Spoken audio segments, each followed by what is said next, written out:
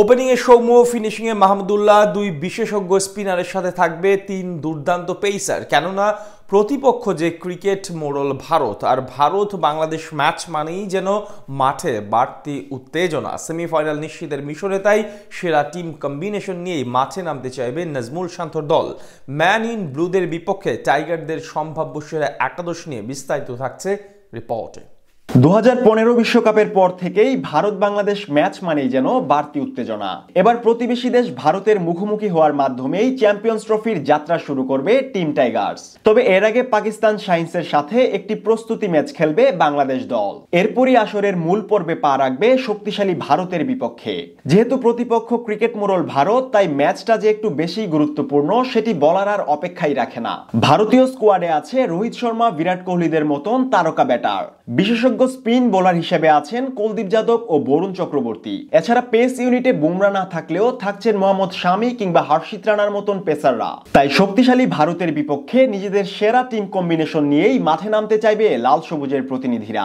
Semifinal নিশ্চিতের লক্ষ্যে নিজেদের প্রথম ম্যাচ জয়ের তীব্র আকাঙ্ক্ষা নিয়ে ইতিমধ্যেই দুবাই উড়াল দিয়েছে টিম টাইগার্স। তবে কারা থাকবেন ভারতের বিপক্ষে সেরা একাদশে, এ নিয়ে জল্পনা কল্পনায় ভাসছেন টাইগার ভক্তরা।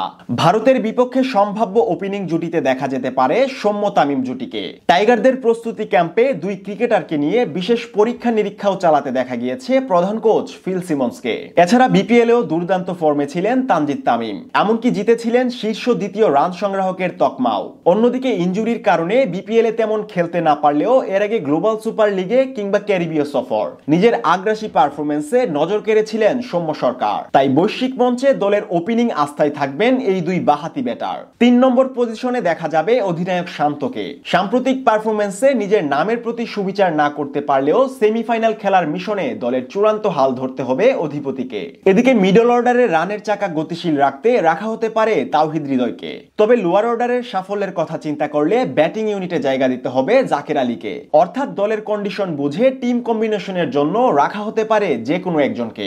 এছাড়াও মিডল অর্ডারে মুশফিক মাহমুদুল্লাহ থাকবেন ভরসার জায়গা হয়ে।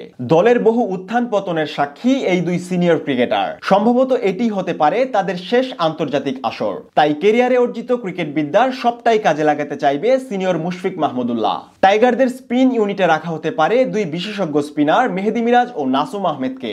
দলের সহ অধিনায়কের দায়িত্বে থাকা মিরাজ বর্তমানে ওয়ানডে ক্রিকেটের অন্যতম অলরাউন্ডার। অন্যদিকে বলের ঘূর্ণির পাশাপাশি শেষ সময়ে ব্যাট হাতেও জ্বলে ওঠার সামর্থ্য রাখেন নাসুম আহমেদ। এদিকে টাইগারদের পেস ইউনিটে থাকবে 3 পেসার, যাদের নেতৃত্ব দিবেন বিপিএল এর সর্বোচ্চ উইকেট শিকারী তাসকিন আহমেদ।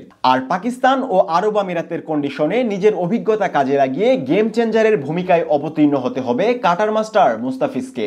এছাড়া গতি দিয়ে ভারতের ব্যাটারদেরকে কুপকাত করতে 150 গতির নাহিদ রানা তো থাকছেই আশা ভরসার বাতিঘর হয়ে।